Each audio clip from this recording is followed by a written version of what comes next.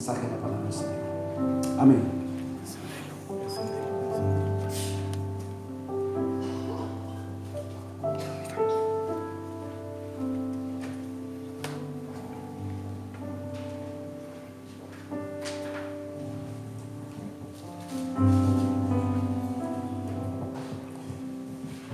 Tengan todos muy buenas noches.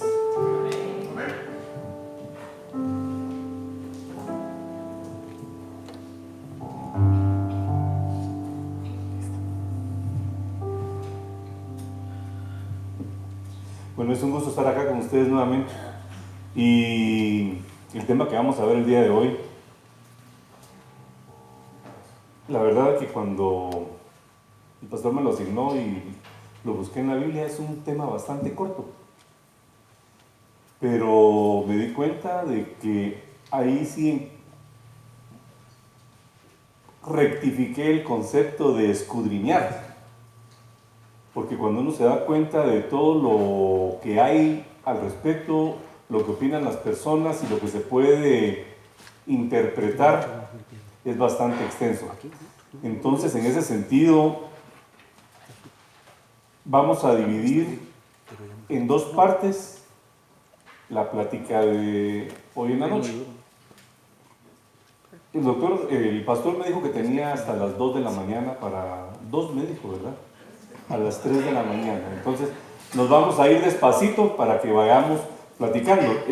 La intención del día de hoy es no solo exponerles a ustedes lo del estudio, sino que exista una participación de cada uno de ustedes. Y de hecho, en ese sentido, me voy a permitir hacer preguntas directas.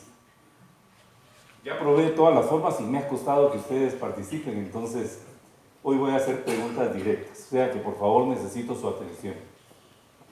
El tema que vamos a hablar el día de hoy se encuentra en Lucas 2, 1, 19 y Mateo 2, 1 al 21. Sin embargo, la plática la quiero desarrollar de la siguiente forma. Voy a dar unos conceptos generales. Básicamente,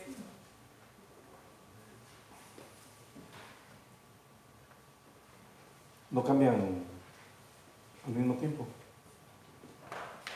Voy a darles, imagínense un rompecabezas. Yo les voy a dar diferentes piezas para que cuando desarrollemos el tema vayamos armando nuestro rompecabezas. O sea, voy a dar ciertas definiciones de personajes, conceptos, algunos significados para que lo vayamos entendiendo en mejor forma. Y dentro de los personajes, el día de hoy aparece como primer punto: ¿quién era Augusto César? ¿Alguien me lo puede decir? Emperador de Roma. ¿Qué más sabemos de él? ¿Qué más nos podemos imaginar? ¿Qué relación tiene él con el tema que vamos a desarrollar el día de hoy? Bueno. ¿Dónde están los chocolates? Hay como 60 chocolates acá. O sea que van a ser como 60 preguntas. Entonces voy a empezarles a describir. Era el hijo adoptado de Julio César. En realidad su nombre era Octaviano y tomó el nombre de César. Fue el primer emperador romano después de la República. Nació el 23 de septiembre del año 63 a.C. en Roma, en el seno de una familia rica y acomodada. Su padre era pretor de Macedonia y su madre era sobrina nieta de Julio César. Tras su nacimiento tuvo que trasladarse a la localidad donde era originario su padre. Durante su juventud mostró grandes aptitudes para la política y para actividades militares, por lo que Julio César decidió adoptarlo en el año 45 a.C. y lo convirtió en su heredero. Imagínense qué capacidad tenía este hombre, que llegó a despertar ciertas pasiones en Julio César y decidió adoptarlo como hijo. Lo nombró su heredero. El nombre de Augusto no era realmente un nombre, era un título. Cuando el Senado le presentó ciertos títulos como rey, emperador, dictador, cuando él tomó el mando, él no estuvo satisfecho. Y fue así como escogió el nombre de Augusto. Este nombre tenía un significado religioso y constituía nada más y nada menos que un esfuerzo por deificarse él mismo y hacerse un dios. Fue el emperador romano que más tiempo estuvo en el poder. Este es nuestro primer personaje el día de hoy. El siguiente es Herodes. ¿Quién era Herodes? Necesito su apoyo. ¿Alguien sabe? O alguien que lo sepa que nos lo diga. Herodes era gobernante de Cesarea, bueno, de todo Israel en ese entonces, designado por los romanos para poder mantener a Israel bajo el control de los romanos, ¿no? Muy bien. ¿Quién más? ¿Alguien que complete? Algo de sus características, algo de cómo era él, porque Herodes sale a la palestra cada vez que mencionamos matanza de niños, ¿verdad? Era un dictador que fue el que hizo la matanza de los niños porque tenía temor de que él sabía de que iban a ser el Mesías y que y tenía temor de que le quitara el poder. Entonces lo mandó a matar. Entonces Herodes es un personaje muy importante porque sobre la base de las actitudes que él tomó se desarrollaron, se cumplieron ciertas profecías que están en la Biblia. Entonces Herodes, se suele aceptar que Herodes nació alrededor del año 74 a.C. en la región de Idumea, al sur de la región de Judea. Era el segundo hijo de Antípatro de Idumea, un oficial de alto rango del reinado de Ícaro Hírcano II, y de Cipros, una mujer nabatea. El padre de Herodes era de un linaje de edomita que se había convertido al judaísmo. Herodes fue criado como un judío, pero él no era judío. De hecho, él llegó a tomar posesión del puesto que le dieron por influencias de su padre. Es importante describir que según muchos historiadores, Herodes veía muchas cosas como amenazas, como bien lo dijo ella, amenazas a su reino. Tanto es así que mató a muchos de sus familiares, incluyendo a sus hijos, a 3 hijos de él, a su esposa, porque él temía, o él tenía la idea de que ellos eran una amenaza, que le podían quitar o arrebatar el reino que él tenía. Estaba preparado para cometer cualquier crimen para satisfacer su ilimitada ambición. Herodes se consideraba a sí mismo rey de los judíos. Dejó que se creyera también que representaba a los que no eran judíos en la región. Lo que se le reconoce a Herodes es de que él fue un gran constructor y hasta la época de hoy se admiran algunas de sus construcciones. Se dice que la causa de muerte de Herodes fue una enfermedad renal crónica complicada con gangrena. Y esto lo quise poner para que ustedes se den cuenta la muerte que él tuvo, que no fue nada, bueno, ninguna muerte es agradable, ¿verdad? Sin embargo, bajo las condiciones que se presentó la muerte de él, pues uno se pone a analizar de que algo estaba pagando, así de sencillo. Se dice que la causa de Herodes fue una enfermedad renal crónica complicada con gangrena. Otras investigaciones recientes han mencionado que su enfermedad era una sarna que derivó que su cuerpo tuviera gusanos, se engusanara su cuerpo. Putrefacción y que estuvo acompañado de trastornos psicológicos. Josefo, que es un historiador, un escritor, escribió que Herodes le preocupaba tanto que nadie llorase en su muerte que mandó a un gran grupo de hombres distinguidos a acudir a Jericó. Los invitó, no, mejor dicho, los llevaron a Jericó. ¿Y cuál era el propósito? De ejecutarlos el día que él muriera, para que en realidad alguien llorara su muerte. Entonces dice, los mandó a ejecutar en el momento de su muerte para asegurarse que hubiera muestras de dolor. Por fortuna para ellos, la hermana de Herodes, llamada Salomé, y su hijo Arquelano no cumplieron ese mandato. Él murió y no se le hizo, ¿verdad? Ahora me dirán, ¿por qué cambio tan violento? Estamos hablando de personajes y hoy me traslado a una estrella. ¿Se recuerdan que les dije que les iba a dar diferentes piezas del rompecabezas y que después los vamos a ir armando? El significado de una estrella Proviene del latín stella, que de acuerdo al diccionario de la Real Academia Española, estrella es uno de los cuerpos celestes que brillan en la noche y no es precisamente la luna. Estrellas son cuerpos celestes que tienen luz propia, tienen vida, pero que se encuentran a millones de kilómetros del planeta Tierra. O sea que, solo para que ustedes se formen una idea, ellos están, la distancia que nos mide con ellos es en años luz. Y ustedes imagínense lo siguiente: cuando una estrella desaparece, colapsa, muere, nosotros seguimos percibiendo su luz. Entiéndase lo siguiente: si nosotros estamos a millones de años luz y la luz se transporta, el momento que la estrella desaparece, la luz sigue transportándose y nosotros nos podemos venir a dar cuenta que la luz desapareció hace cientos de millones o cientos de años atrás, pero nosotros seguimos percibiendo su luz. No sé si me doy a entender. Lo que yo quiero manifestar con esto es lo que vamos a ver hacia adelante: la luz o la estrella de Belén. Entonces, para que ustedes se formen una idea cómo son las estrellas, ¿cuál es la más cercana que tenemos acá con la Tierra? Es el Sol. El Sol es una estrella. El Sol es una estrella que se dice que al ritmo que va, en unos 400 millones de años va a desaparecer. Espero que alguno lo vea y me cuente después.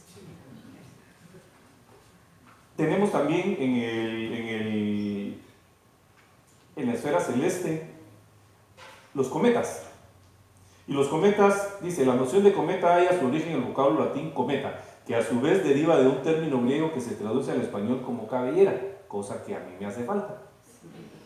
La palabra posee múltiples acepciones, aunque el uso más común es el que se presenta como un astro, que por lo general está compuesto por un núcleo de escasa densidad y una atmósfera luminosa, es decir, la cabellera. Lo que precede, rodea o lo acompaña de acuerdo a la ubicación en relación al Sol. Lo que nos está diciendo esto es de que, de acuerdo a la velocidad que genera un cometa, que es una piedra que va en el cielo, hay gas que los está rodeando, y la velocidad que él está desarrollando, ese gas con la luz del sol hace que se vea luminoso. Pero la característica de estos es de que no se queda estático. Él agarra una trayectoria y como no va en una línea recta, él describe, aunque sea imperceptible si no es medido por aparatos, órbitas. ¿Se recuerdan ustedes del cometa Halley? Hay información documentada que los chinos miraron el cometa Halley en el año 4 a.C. En el año 4. ¿Eso qué idea nos puede dar a nosotros? ¿Te manda? Sí, pero lo que quiero hacer referencia es la época en que los chinos avistaron el cometa, documentado 4 años antes de Jesucristo. Ahí quiero hacer un paréntesis porque lo vamos a discutir después, porque hay una teoría, o mejor dicho, cuando uno hace sus cálculos y nos preguntamos exactamente en el momento que nació nuestro Señor Jesucristo, ¿empezó el año 0 o empezó el año 1? ¿Sí o no? No. Entonces, ahí vamos. Me van entendiendo. Voy dándole a ustedes elementos para que podamos discutir después. ¿Qué significa Belén? Casa del pan. Ese es su significado. Casa del pan. Como nombre. Ese fue el nombre que se le dio. Sin embargo, cuando nos referimos a un pueblo o a una ciudad, nos vamos a dar cuenta que es un pueblo que se encontraba a 8 o 9 kilómetros al sureste de Jerusalén. Estaba a una distancia bien corta, y estoy haciendo énfasis en esto para que ustedes se formen la idea en cuánto tiempo Caminando uno puede desplazarse 8 kilómetros. ¿Alguien me puede decir de los atletas que tenemos acá? ¿En cuánto tiempo hacemos 8 kilómetros?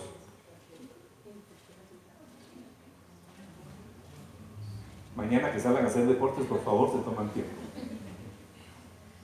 En un principio se llamaba Efrata, que significa fértil, pero después de la conquista de Canaán se le comenzó a llamar Belén. Ahí vivieron personalidades como David. Ahora yo les pregunto, ¿será que pura coincidencia que le hayan llamado Casa del Pan cuando hay un personaje súper importante en la Biblia que se le llama el pan de vida? ¿Tendrá alguna relación? Bueno, vamos. Esta, por favor, analícenla y me hacen sus observaciones. ¿Quiénes fueron los 3 reyes magos? Vamos a ver, quiero preguntarle. Alejandro, ¿quiénes eran los 3 reyes magos?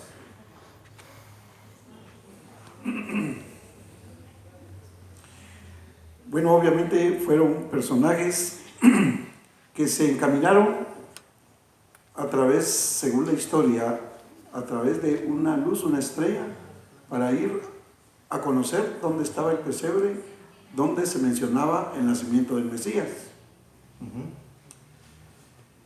El nombre de los 3, ¿quiere usted? Sí. Melchor, Gaspar y Baltasar. Exacto. Me soplaron, le cuento. Miren, me alegra que esto es una clase. Eso es una clase. Y es importante la participación de cada quien. Y también en clase se sopla un poquito. Y ahí tenemos a los famosos Melchor, Gaspar, ¿cómo es? Bueno, me alegra, se lo saben muy bien. Ahora yo les pregunto, ¿la información que está en esta transparencia es correcta? ¿La pregunta?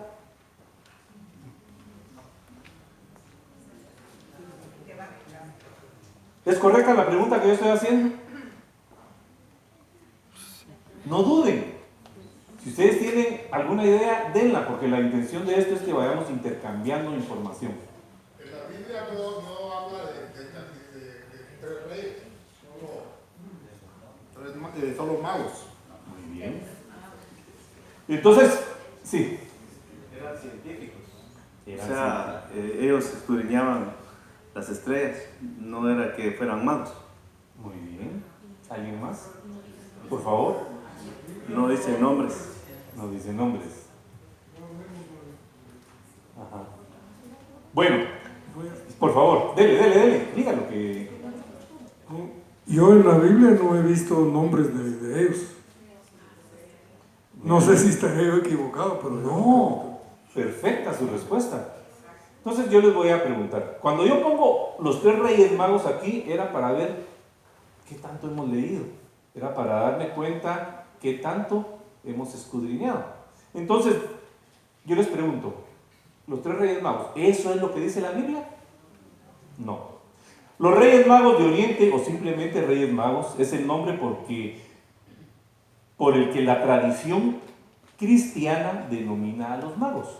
Denominación que recibían sacerdotes eruditos del Antiguo Oriente, que tras el nacimiento de Jesús de Nazaret acudieron desde Oriente para rendirle homenaje y entregarle regalos de gran riqueza simbólica, oro, incienso y mirra. En los evangelios, solo el evangelio de Mateo habla de los magos, que de hecho cuando yo digo mago, me puse a buscar en otras versiones, y en otras versiones dice sabios, no dice magos. Sin embargo, hay quienes hacen referencia de que no eran los magos que nosotros estamos acostumbrados a, el mago Merlín, a hacer brujerías y cosas ocultas. No, que no eran tipo de magos, sino que ese era el título que se le daba a unas personas que eran estudiosos, eran, como decía, científicos, personas que eran de mucho conocimiento. Entonces, el Evangelio de Mateo habla de estos magos sin precisar sus nombres, ni que fuesen reyes, ni que fuesen 3. No hablan de cantidad, no hablan de nombres. Vamos entrando a la jugada, ¿verdad? Y se los digo porque hoy estamos inundados de un montón de información de los Reyes Magos. Y ya hay tarjetas navideñas que dicen Feliz Día de Reyes, adornando alrededor de un pesebre. Feliz Día de Reyes. ¿Será que es correcto mencionar Feliz Día de Reyes cuando lo que estamos viendo es la Navidad?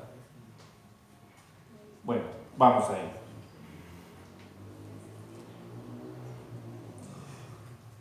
Esto es interesante porque yo le hice esta pregunta al pastor. ¿Y por qué los magos de Oriente llegaron o hacen mención de ellos que fueron a adorar a Dios? Entonces alguien me hizo una referencia que yo la quise plasmar acá. Dice, discípulos de Daniel. Daniel fue nombrado jefe de los magos, hechiceros, astrólogos, adivinos. Estos sacerdotes fueron entrenados por Daniel en los días de Nabucodonosor. Se sugiere de que él les había transmitido información tan precisa que fue motivo para que ellos hicieran el viaje en su momento para visitar y adorar a Jesús. No sé si me quiero dar un mensaje ahí. Yo me pongo a imaginar de que como no hay información específica, que Daniel, con el conocimiento que él tenía y con las revelaciones que él había tenido, pudiera haberles dicho a estas personas, miren, en tal fecha o en tal, cuando se den tales acontecimientos, va a suceder tal cosa. Pero no está escrito. Eso solo lo plasmé porque alguien me hizo el comentario. Sí, por favor. Pero tuvieron que haber sido otras generaciones, porque también hace como 500 años. No podían haber vivido estos casos. Sí, pero yo hice la observación de que cuando se dieran ciertas manifestaciones, entonces esa información pudo haber venido y miren, hoy es el momento que se dé que esas manifestaciones procedamos tal y como está ordenado. Sí, se pasó de una generación a otra hasta que llegaron a los que fueron realmente a ver el nacimiento de Cristo. Exactamente. ¿Cuántos eran y cómo se llamaban? Fue también en el siglo, y yo quise hacer énfasis en esto porque sabía que hoy iban a estar algunos niños o jóvenes presentes. Que yo les decía, de entradita, antes de entrar a esto, les iba a preguntar que cómo festejaban la Navidad en su casa. Pero no lo voy a hacer. No lo voy a hacer. Fue también en ese siglo cuando se estableció el número de 3. Ay, se me perdió una hora. Fue en el siglo IV cuando se estableció su número de 3. 1 por cada regalo. O sea que dijeron, bueno, se le entregaron oro, mirra y incienso. De plano eran 3 reyes magos. Ya que hasta entonces había dibujos con 2 o 3 o 4 magos, e incluso la iglesia ortodoxa siria y la iglesia apostólica armenia aseguraban que eran 12, como los apóstoles, y 12 las tribus de Israel. Los nombres de los actuales 3 reyes magos, Melchor, Gaspar y Baltasar, aparecen por primera vez en el conocido mosaico de San Apolinaire Novo. Disculpen, mi francés no tiene muy buena pronunciación, que data del siglo VI después de Cristo, en el que se distingue a los 3 magos ataviados al modo persa, con nombres y representando distintas edades. Y aquí viene lo interesante. Diferentes edades y razas. Melchor representaba a los europeos, Gaspar a los asiáticos y Baltasar a los africanos. O sea que yo tengo varios Gasparines en mi casa, por los orientales. O sea que a partir del siglo XV ellos le dieron esa interpretación. Bueno, son 3 regalos, 3 reyes y les ponemos nombre. Y ahí están. Y ellos han trascendido a través de la historia. Y han tomado hoy por hoy un auge increíble. Porque tienen su día, el 6 de enero. Dice, la palabra mago proviene del persa magusha, que significa sacerdote. Llegó al griego como magos, plural magoi, refiriéndose a una casta de sacerdotes persas babilónicos que estudiaban las estrellas en su deseo de buscar a Dios. Y así se fueron. ahí leí un documento donde decía de que donde ellos habitaban, ellos preparaban sobre la base de sus conocimientos a los reyes.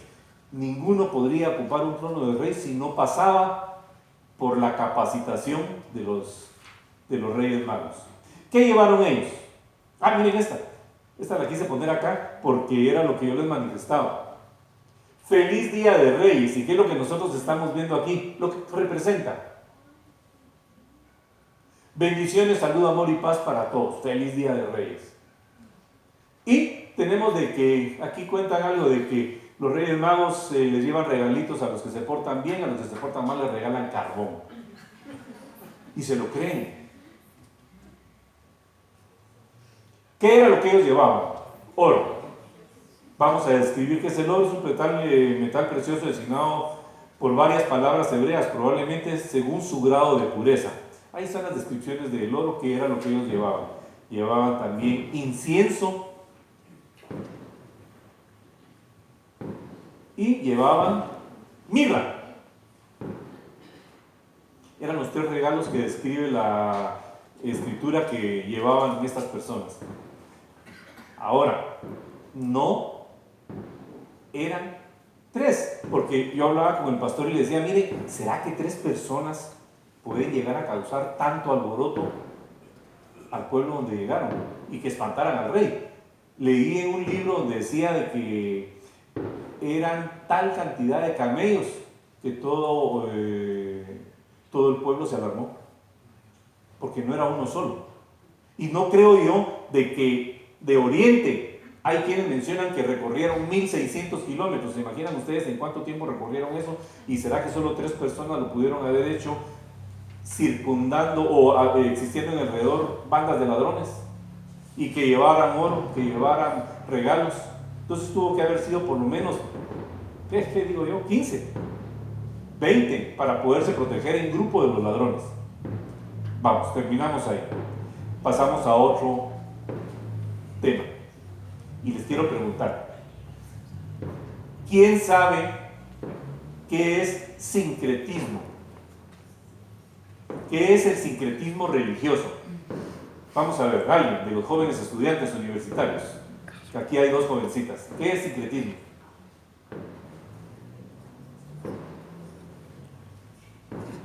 ¿No? ¿Alguien que me pueda apoyar? ¿Qué es sincretismo? Es la mezcla de la religión con otra, no me recuerdo, pero sí sé. No, está bien. Es la mezcla de la religión con lo pagano, creo que es. Algo así. Muy bien, muy bien. Estamos hoy aquí para aprender. Y sincretismo es simple y sencillamente, miren esa fotografía, que es interesantísima. ¿Qué es lo que nosotros vemos acá? ¿A quién representa él? El catolicismo. Ortodoxos. No sé quién será, pero ustedes se dan cuenta los símbolos que están acá, por eso quise poner esta fotografía. Dentro de los que incluyen una cruz. Y aquí hay un papa con un montón de personas extrañas. Entonces, simple y sencillamente, el sincretismo es el producto de la unión de 2 tradiciones religiosas diferentes que se asimilan mutuamente, dando como resultado el nacimiento de un nuevo culto con elementos y productos de ambos. Sí, por favor. Puede ser 2 o más tradiciones religiosas, que hoy modernamente lo conoceríamos como ecumenismo. Que se está tratando de unir todas las religiones en una sola. Ese sería el sincretismo religioso. Así es. Exactamente esa es la respuesta. Sincretismo religioso como tal es un proceso que ocurre de manera pausada y espontánea cuando 2 tradiciones religiosas se ven obligadas a cohabitar en forma armónica. Esa fotografía, esta fotografía dice mucho. ¿Qué es lo que ustedes pueden captar de esa fotografía? La introducción del catolicismo. Cuando vino la invasión, porque yo no le llamo conquista, yo le llamo invasión, y ahí sí le llamo la palabra de moda hoy se llama cuando atacan a nosotros los militares,